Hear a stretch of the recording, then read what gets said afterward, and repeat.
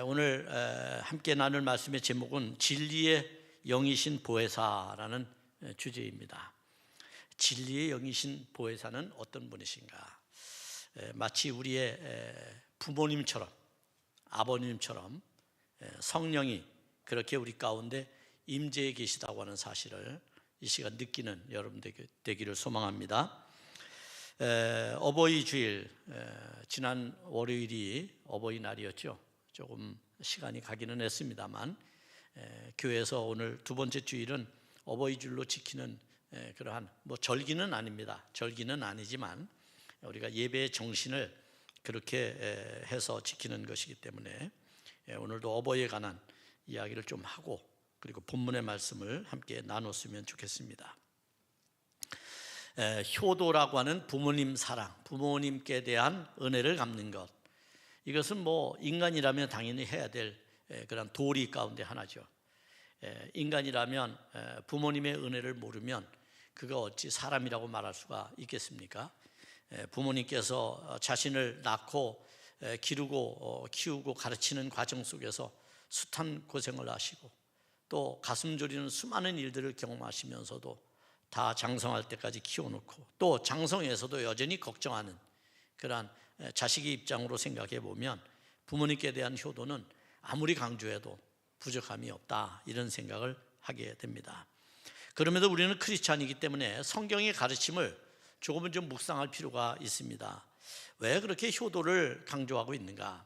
세상에서 말하는 소위 삼강오륜이라든지 아니면 공자가 말하는 그러한 도덕에 있어서 이야기하는 것이냐, 이렇게 이제 우리가 말할 수도 있습니다만 그건 인간적인 도리고요.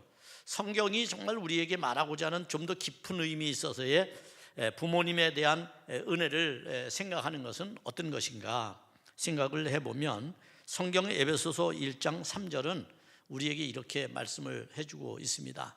자녀들아 주 안에서, 우리 한번 같이 읽어볼까요? 시작. 자녀들아 주 안에서 너희 부모에게 순종하라. 이것이 옳으니라. 내 아버지와 어머니를 공경하라. 이것은 약속 있는 첫 계명이니 이로써 내가 잘되고 땅에서 장수하리라 는 말씀입니다.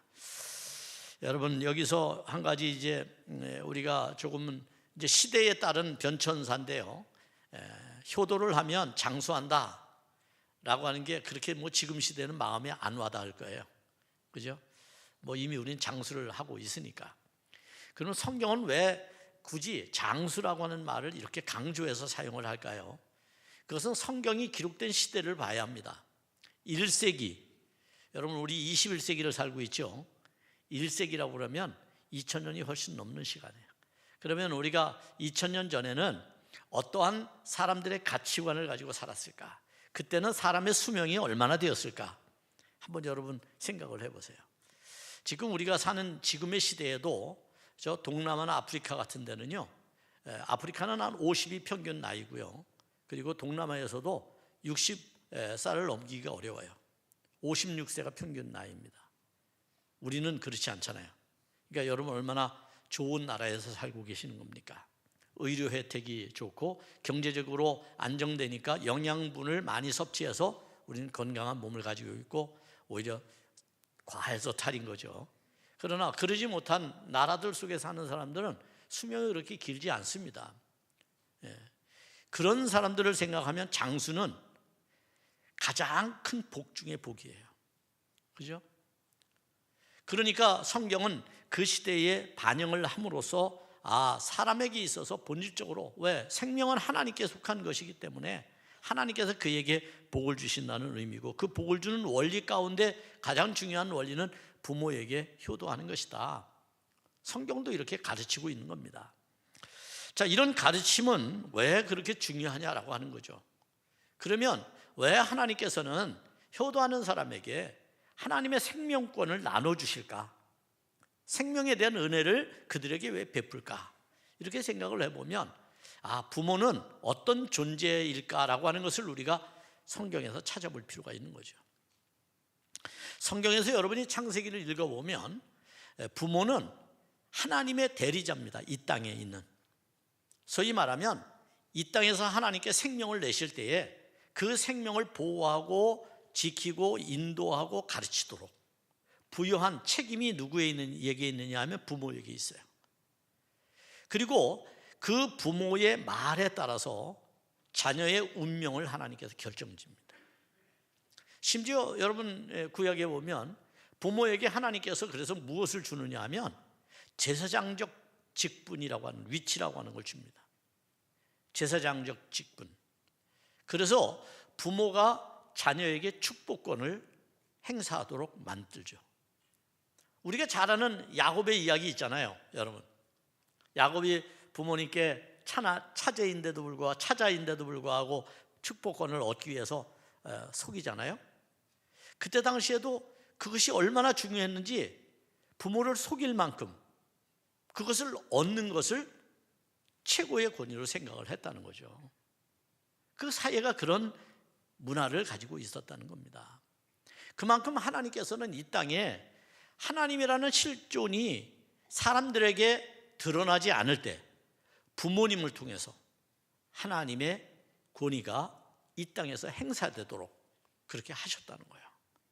그래서 부모를 공경하는 것은 하나님을 공경하는 것과 같이 이해가 되었다는 겁니다. 여러분이 잘 아는 모세오경에 제10계명 중에서 5계명을 보면 5계명이 이렇게 말씀합니다. 내 부모를 공경하라. 그리하면 내 하나님 여호와가 내게 준 땅에서 내 생명이 길리라. 출애굽기 20장 12절에서 말씀하죠. 하나님께서 10계명에 부모에 대한 효도를 넣을 만큼 그렇게 하나님은 부모 공경에 대해서 하나님을 공경하는 것만큼 위치에 놓고 있었다는 것을 알게 됩니다. 그러니까 우리가 하나님께 예배하고 하나님께 경배를 드리는 것 굉장히 중요하죠. 그런데 그 가치와 비등하게 부모님께 효도하는 것도 동일한 위치에서 성경은 규정하고 있다는 겁니다. 그래서 대부분 이제 우리 동양 문화권, 소위 우리 한국에 와서 너무나도 유교 문화권이 잘못된 종교 의식으로 빠져서 제사 문화가 확장되면서 제사가 최고의 효도다라고 하는 우리 이제 조상들의 어떤 의식이 있었잖아요. 깊은 아주 뼛속까지 아주 잠재되어 있는 의식이 있었는데, 그러다 보니까 이제 단순히 기독교를 폄하하기 위해서 제사 지내지 않는 것 가지고 부모도 모르는 정말 그러한 어떤 존재로서의 기독교를 폄하하는 일이 있었어요. 그러나 제사의 의미도 우리가 잘 이해할 필요가 있는 거죠.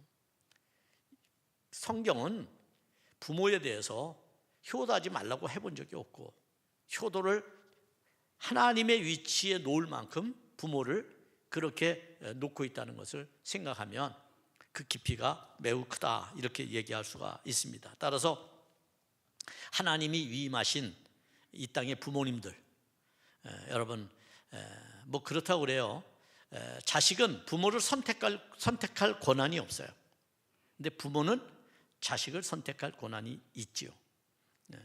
그런 의미에서 선택을 안 했으니까 내가 책임이 없다, 이렇게 말하는 것은 그것은 인간의 도리라고 말할 수가 없습니다.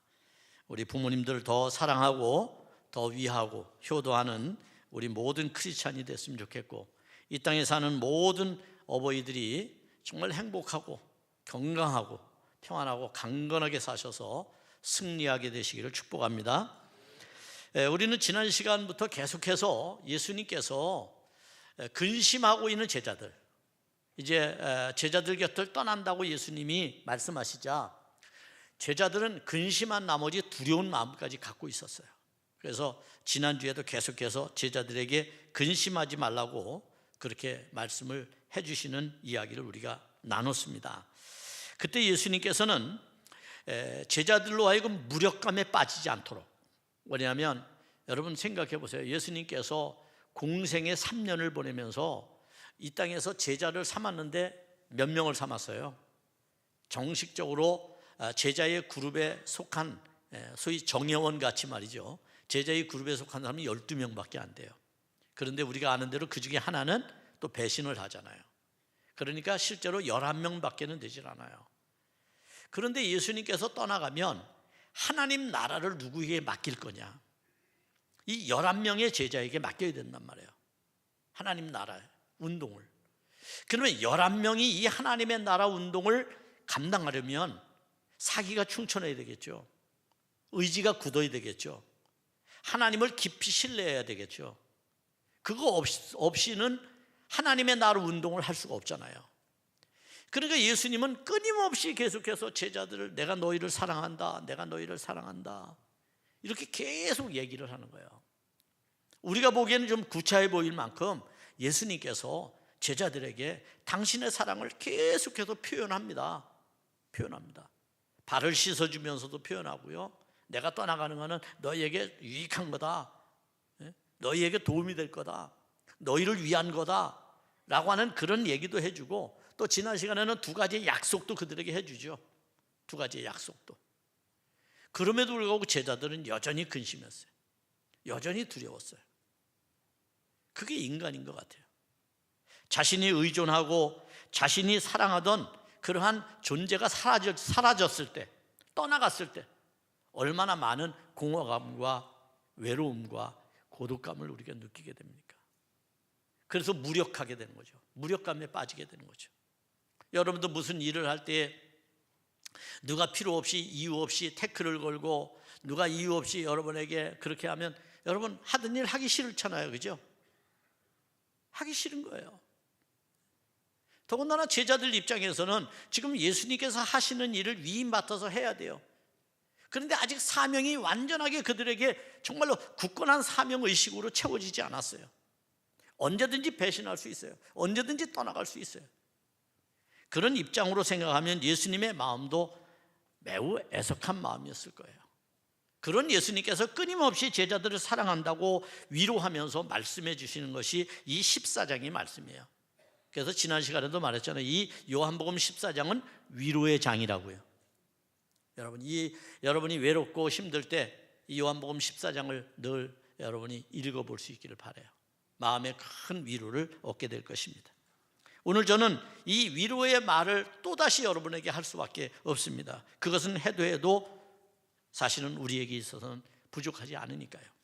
지난 시간에 주님은 약속을 도마와 빌립의 질문을 통해서 우리에게 두 가지를 약속해 주셨어요. 12절 말씀에 보면 그보다 더 큰 일도 하리니 라고 말씀했어요. 그보다 더 큰 일도 하리니. 여러분, 이 더 큰 일을 한다는 것이 얼마나 큰 비전입니까?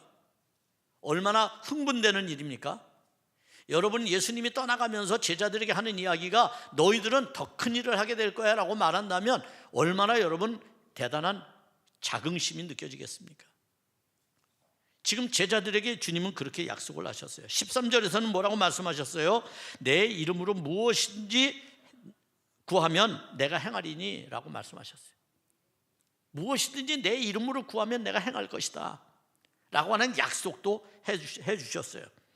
자, 이런 일들을 통해서 제자들이 하나님 나라 운동을 포기하지 않도록, 예수님께서 위임하신 사명을 그들이 중단하지 않도록, 그렇게 주님께서는 다지는 일들을 지금 위로의 말씀을 통해서 해주십니다. 여러분, 우리가 첫 번째 약속인 그보다 더 큰 일을 한다는 것은 무슨 의미입니까? 이것은 제자들이 예수님보다 더 능력 있는 일을 한다는 의미라기보다는 복음의 역동성을 말하는 것이라고 볼 수가 있어요. 복음의 확장성.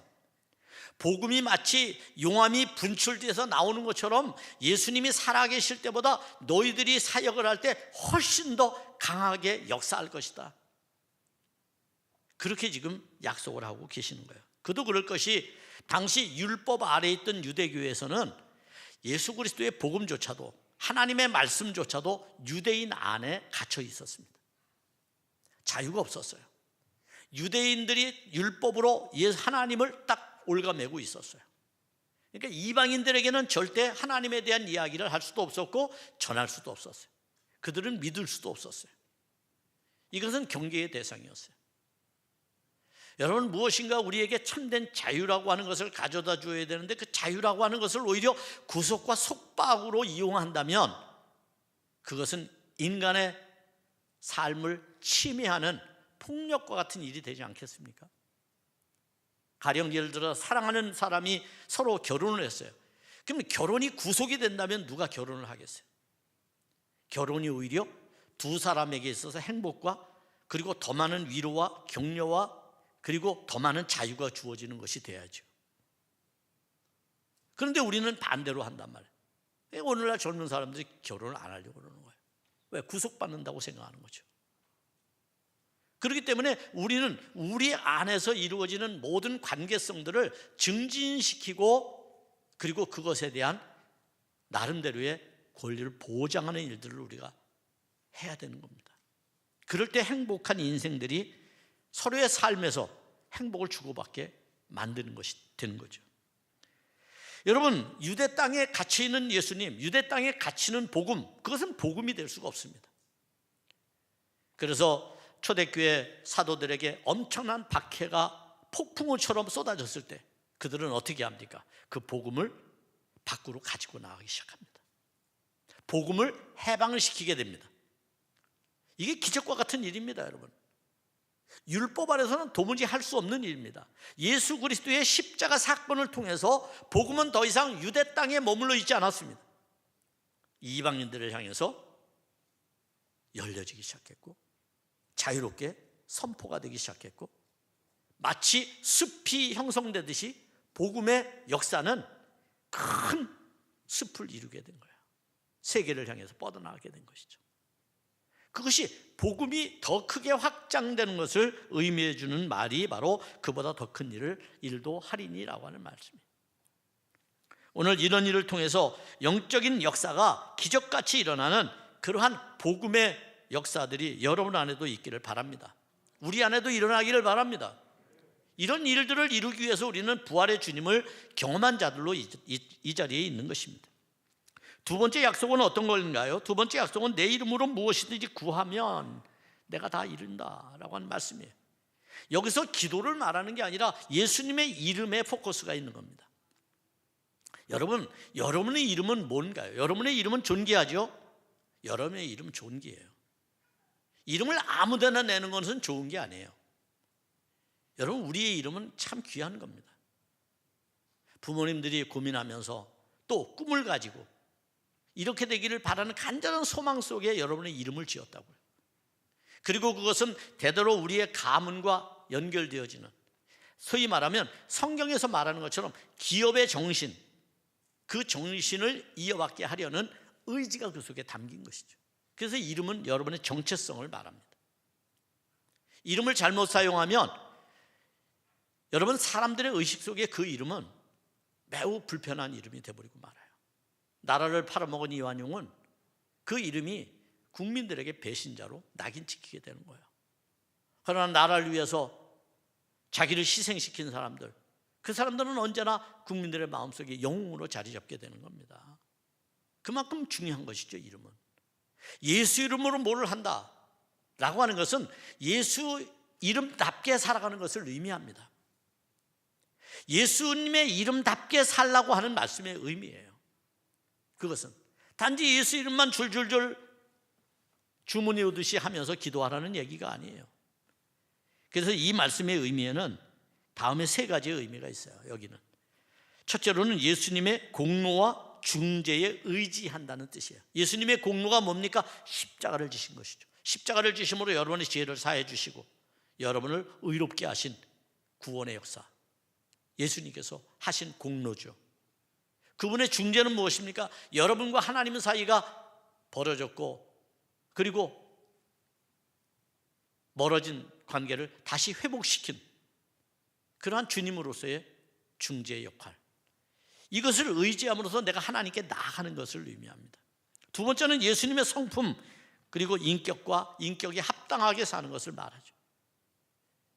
그 사람의 이름답게 사는 것처럼 예수님의 이름으로 산다고 하는 것은, 예수님의 이름으로 구한다는 것은 예수님의 인격과 성품을 내가 담고 그분의 그 마음을 품고 하나님 앞에 나가는 것을 말하는 겁니다.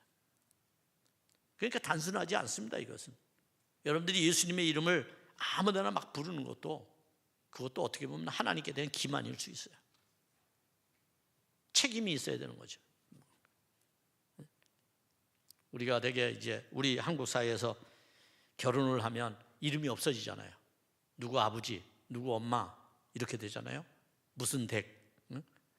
여러분 좋은 것 같지는 않아요. 서양은 이름을 불러주거든요. 우리도 이름을 불러줘야 돼 가끔. 네? 여러분 이제 오늘부터 가끔 이름을 좀 불러주세요. 경숙 씨 이렇게 이름을 좀 불러주세요. 저는 가끔 이름을 부릅니다. 그럼 우리 아들이 웃지요. 여러분, 그거 이름을 불러주는 건 그 실존을 내가 인정하는 거예요. 여러분 학교에 갔을 때 선생님이 여러분의 이름을 불러주면 어떻습니까? 아, 내가 드디어 사람으로서 나의 존재의식이 많은 사람들과 친구들 앞에 드러내는 것을 의미하잖아요. 자기 이름에 걸맞는 삶이 얼마나 중요합니까? 세 번째는 예수님과의 교제를 위해서 이름을 부른다고 하는 게 굉장히 중요하죠. 그러니까 친밀 관계예요. 여러분, 뭐 아내 이름을 부른다고 해서 저속한 게 아니에요. 우리는 남의 이름을 부르는 걸 왜 저속하다고 말할까요? 그러지 않습니다. 그거는 친밀함을 상징하는 겁니다. 친밀함을. 친밀한 관계일수록 이름을 부르는 겁니다. 친밀한 관계일수록. 예수님과의 친밀한 교제 속에 있다고 하는 증명이 주님의 이름으로 하는 일이죠. 따라서 내 이름으로 무엇을 구하든지라고 하는 말씀은 예수님의 삶의 지향점에 내가 함께 있다고 하는 것을 말해주는 거예요. 예수님과 지금 함께 걸어가고 있다는 말씀의 의미예요.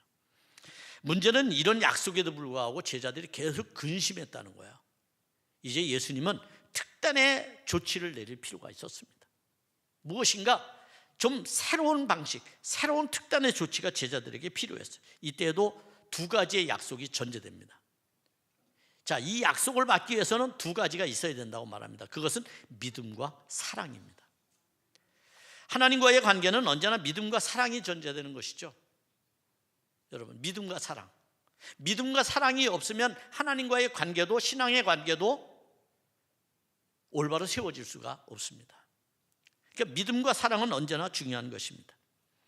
부활의 증거를 자신 없어 하는 이유 가운데 하나가 뭐냐면 믿음이 결여된 것이고 사랑이 없기 때문에 그런 거예요. 오늘 하나님을 사랑하면 뭐 하라고 말씀해요? 내 계명을 지키라고 말씀하죠. 하나님을 사랑하면 그런 거예요. 사랑하지 않는 사람은 잘 듣지를 않습니다. 그러니까 우리가 말씀을 듣는 것도 사랑이 전제되지 않으면 말씀을 받아들이지 않습니다. 말씀을 잘 받아들이는 사람이 바로 순명, 순종. 순종이라는 말은 순명이라는 말과 같잖아요. 그 명령에 순종한다는 거죠. 그럴 때 그것이 친밀함이고 그것이 관계 회복에 굉장히 중요한 역할을 하게 된다는 겁니다. 서로에 대한 사랑이 두려움을 내어 쫓고 새로운 용기를 우리에게 주는 것처럼 우리는 부활하신 주님을 마음에 품고 그분과 함께 살아가게 될 때에 뜨거운 사랑으로 꽁꽁 우리를 묶어서 하나님과 나와의 관계가 일치되고 하나 되고 친밀해지는 그런 관계로 삼아야 할 줄로 믿습니다. 이를 돕기 위해서 주님은 이제 약속을 하십니다. 제자들에게. 그 약속이 무엇입니까? 16절입니다. 16절 같이 읽겠습니다. 내가 아버지께 구하겠으니 그가 또 다른 보혜사를 너희에게 주사 영원토록 너희와 함께 있게 하리니 라고 말했습니다. 여러분, 얼마나 중요한 말씀입니까? 그런데 이 말씀에서 우리가 풀어야 할 숙제가 하나 있는 것은 왜 요한은 이걸 다른 보혜사라고 이야기를 했을까요? 또 다른 보혜사. 다르다고 하는 것은 별개라고 하는 거죠. 그죠? 다르다고 하는 것은. 왜 그렇게 했을까? 이 보혜사라는 말은요, 파라클레토스라고 하는 말이에요. 이 말씀은 변호사, 또 중재자, 또 보호자, 뭐 이런 여러 상담사 이런 의미들을 가지고 있어요. 그러니까 이제 여러분을 성령을 표현하는 방식 하나의 방법이죠. 보혜사라는 것이 이름이 아니라 성령을 표현하는 방법 중에 한 방법이다 이렇게 볼 수 있고, 왜 그렇게 보혜사라고 이야기를 했냐면 바로 하나님께서 제자들과 어떤 방식으로 함께 하시는가, 그러니까 방식에 대한 문제를 이야기하려고 그렇게 하고 있다라고 볼 수가 있습니다. 따라서 또 다른이라고 하는 말은 전혀 다른 존재를 말하는 게 아니라 그것은 첫 번째 보혜사신 예수님의 일을, 예수님의 존재 방식이 다른 방식으로, 다른 존재 방식으로 존재한다고 하는 것을 우리에게 가르쳐주기 위해서 그렇게 말하는 것입니다. 그러니까 이제 여러분 존재하는 것도 방법이 다른 거예요. 어떤 입장에서 어떤 방식으로 존재하느냐라고 하는 게 다르다고 하는 것을 말해주는 거죠. 따라서 다른 존재로서의 성령을 의미하는 것이 아니라 다른 존재, 소위 말하면 성부, 성자, 성령이 각각 다른 존재가 아니라 성부, 성자, 성령은 각기 하나인데 존재 방식이 달랐다, 이렇게 보는 거죠. 그래서 삼위일체 이렇게 말하는 겁니다. 삼위일체. 우리가 믿는 하나님은 삼위일체 하나님이다. 이것이 이제 기독교를 규정하고 있는 대표적인 말이라고 얘기할 수 있습니다. 그렇습니다. 성령의 역할론, 성령은 우리에게 와서 어떤 역할을 하시는가? 보혜사의 역할을 한다. 보혜사가 한문이잖아요. 보혜사가 어떤 뜻이에요? 보호할 보자, 은혜 해자, 그리고 스승사자. 그러니까 무슨 뜻이에요? 보호하고 은혜를 베풀고 가르치는 분, 이게 바로 성령이라는 거예요. 성령은 여러분에게 다른 일을 하는 분이 아니라 바로 이렇게 여러분을 보호해 주시고 마귀로부터, 사탄으로부터, 대적자들로부터 보호해 주시고 또 여러분에게 은혜를 베푸셔요. 내가 은혜 자리에 나가도록 격려하시고 칭찬하시고 지지해 주시고, 성령이 그런단 말이에요. 그리고 여러분이 모르는 것을 가르쳐 주시는 스승의 역할, 그게 성령이 하신단 말이에요. 여러분, 이때 성령이 가르쳐 주시는 텍스트는 뭐냐면 예수님이에요. 예수님. 성령이 다른 걸 가르쳐 주는 게 아니에요. 예수님을 가르쳐 주는 거예요. 이게 성령이 하는 역할이에요. 그러니까 우리가 성령에 대해서 오해를 하면 안 돼요. 지나치게 성령의 은사론으로 성령을 가지고 가서 성령을 완전히 비틀어버리고 왜곡시켜버려요. 그래서 마치 성령을 귀신의 한 종류로 이해하도록 만들어버렸어요. 그게 아닙니다. 성령은 인격적이신 분이에요. 지성적인 분이셔요. 지정의가 계시는 분이에요. 그것이 기반이 안 되면 우리도 이상하게 흘러가게 됨을 알아야 합니다. 따라서 성령의 존재 방식을 얘기하기 위해서 보혜사라고 말하는 거예요. 보혜사. 성령이 어떤 방식으로 존재하는가.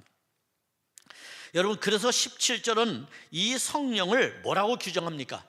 진리의 영이라고 규정을 해줍니다. 진리의 영. 진리는 누구죠? 예수님이에요. 예수님의 영이란 얘기예요. 다시 말하면 제자들은 예수님 안에서 뭘 봤어요? 하나님을 봤죠. 그러니까 하나님의 영이 여전히 제자들 가운데 있다는 거예요. 예수님이 육체의 공생의 3년과 그리고 육체적으로 이 땅에 오신 33년의 세월을 끝내고 예수님이 가실 때 제자들은 그냥 아무 의미 없이 덩그러니 남겨진 그러한 존재가 아니라는 거예요.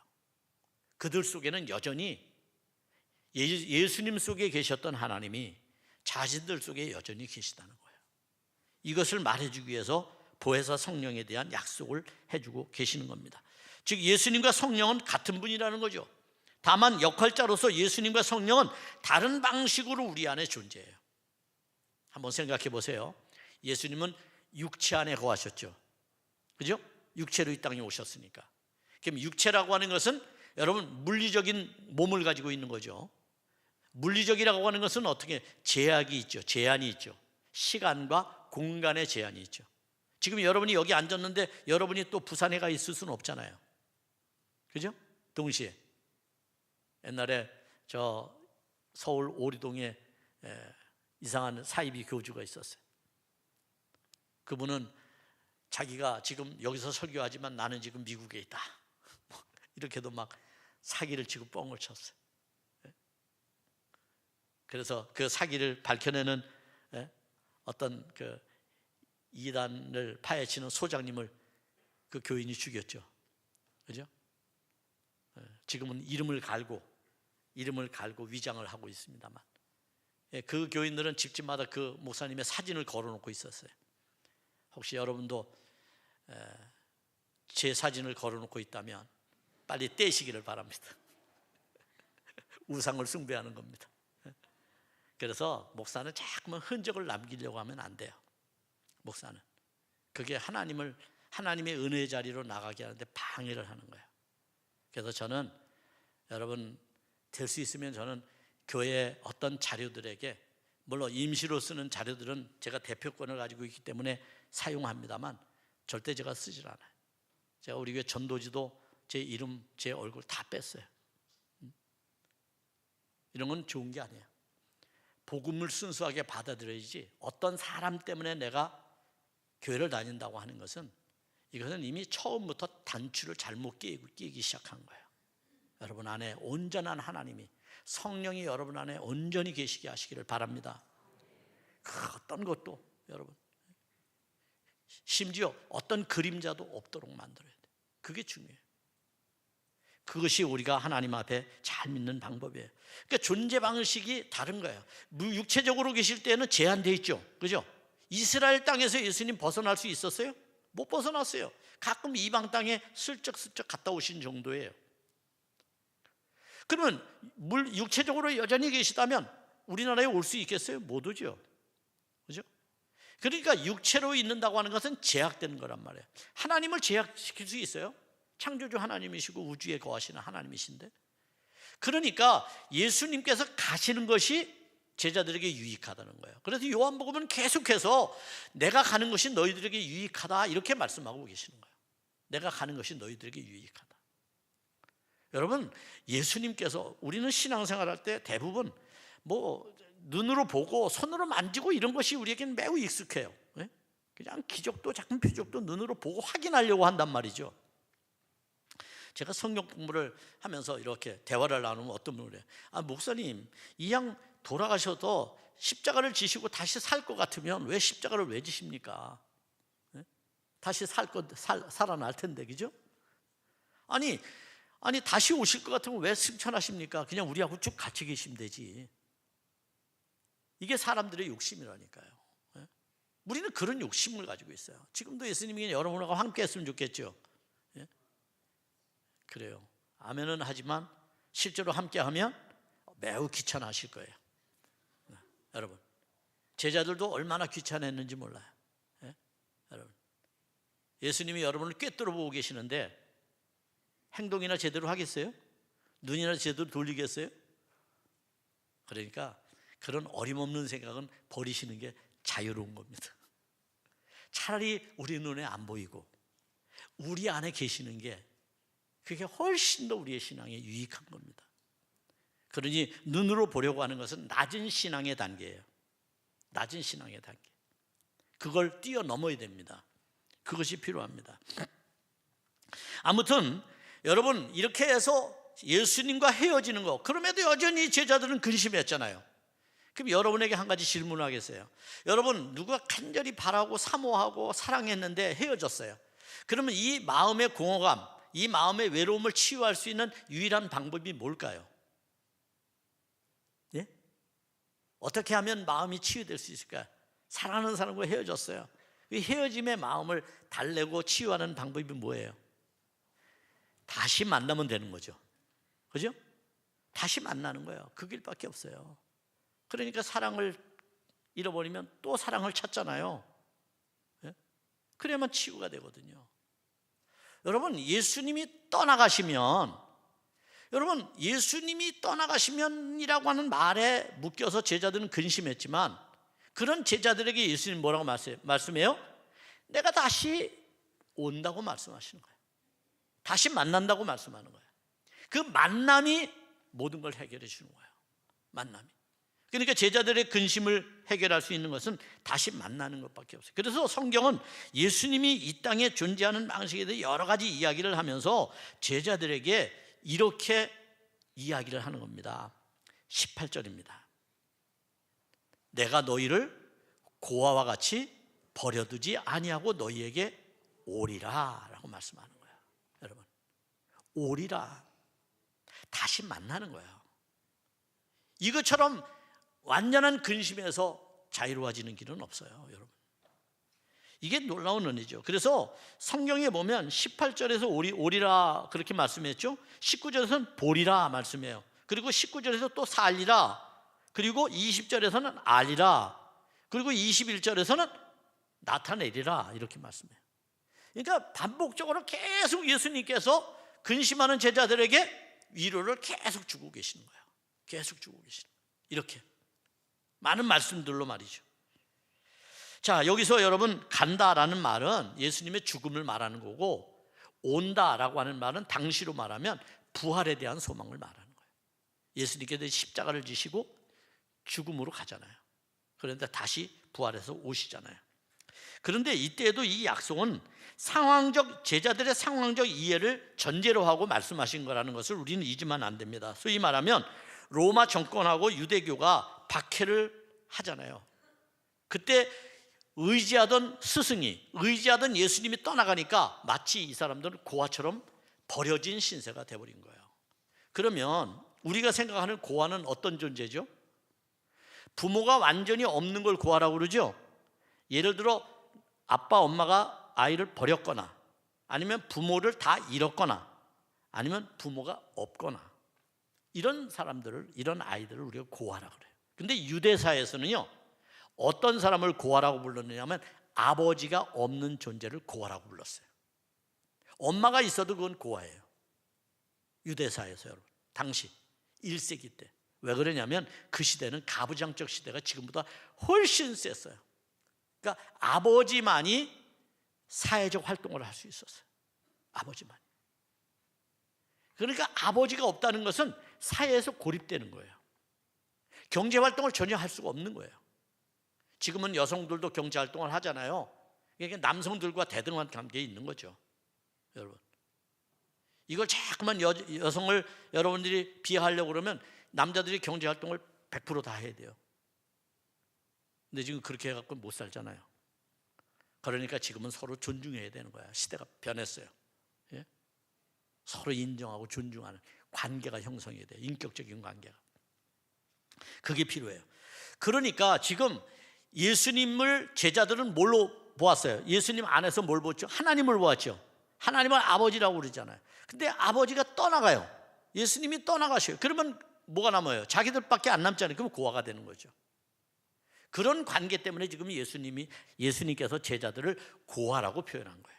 그러니까 고아처럼 나는 너희들을 버려두지 않는다는 거예요. 어떻게 하시겠다고? 성령이 하시는 일을 보면 알아요. 성령이 어떤 일을 하십니까? 성령은 로마서 8장 26절에 보니까 연약함을 도우신대요. 아버지가 아이들에게 있어서는 이 세상에 그 누구보다도 강한 그러한 아주 에너자이저잖아요. 그죠? 그런 것처럼 힘이잖아요. 힘. 그런 것처럼 성령이, 예수님께서 성령을 통해서 그렇게 하신다는 거예요. 또 성령은 어떤 일, 로마서 8장 26절에 보니까 뭐라고 말씀하느냐 하면 성령은 우리를 위해 기도하신대. 두 번째는 위로하신대요. 사도행전 9장 31절. 죄송합니다. 사도행전 9장 31절에 보면 성령은 우리를 위로하신대요. 그러니까 여러분을 위로해요. 여러분이 외롭고 힘들고 어려울 때 성령께 의지하세요. 성령이 여러분을 위로해 주십니다. 그리고 로마서 8장 26절에서 세 번째로 기도해 주신대요. 여러분을 위해서. 여기 이렇게 말하잖아요. 마땅히 기도할 바를 알지 못하나 오직 성령이 말할 수 없는 탄식으로 우리를 위해 친히 간구하신다. 그래서 기도 안 하시나요? 성령 백 믿으시고. 여러분, 기도 안 해도 멀쩡히 살면 누구의 덕이에요? 성령님의 덕이에요. 여러분, 성령님이 여러분을 돕고 기도하고 여러분 대신 기도하고 계시는 거예요. 그것도 탄식하면서. 여러분이 기도하지 않는 것에 대해서 탄식하며 성령이 대신 기도한단 말이에요. 언제까지 성령이 하시게 내버릴 거예요? 다 컸는데 내가 해야죠. 아멘들 안 하시는 거 보니까 여전히 기도 안 하실 것 같아요.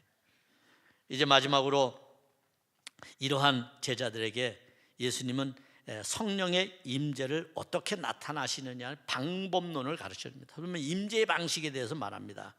임재의 방식은 두 가지로 우리가 볼 수 있는데, 우선 21절을 먼저 보면 21절에 이렇게 말씀합니다. 나의 계명을 지키는 자라야 나를 사랑하는 자니 나를 사랑하는 자는 내 아버지께 사랑을 받을 것이요 나도 그를 사랑하여 그에게 나를 나타내리라. 소위 말하면 예수님의 계명을 지키는 사람, 말씀을 지키는 사람, 예수님의 말씀대로 살아가려고 하는 사람에게 성령이 임하는 겁니다. 여러분, 성령이 임하는 겁니다. 두 번째 존재 방식은 어떤 겁니까? 20절입니다. 이 존재 방식이 삼일체론의 존재 방식과 같습니다. 소위 그날에는 내가 아버지 안에, 너희가 내 안에, 내가 너희 안에 있는 것을 너희가 알리라. 여러분, 우리 가운데 계시는 삼일체 하나님, 지금도 여러분과 저를, 우리 각자 옆에 앉아있는 형제 자매들을 하나로 엮어서 그리스도 공동체를 만드신 줄로 믿습니다. 그래서 우리는 하나입니다. 우리는 한 몸입니다. 우리는 그리스도 이름으로 하나가 되었어요. 성령이 우리를 그렇게 묶었어요. 그리스도의 사랑으로 우리를 묶어버렸어요. 이 묶음에서 참된 자유함을 얻기를 바랍니다. 이 묶음 속에서 참된 구원의 기쁨을 누리는 여러분 되기를 바랍니다. 그럴 때 우리의 삶은 더욱더 하나님 앞에 영광 돌리는 삶이 될 것입니다.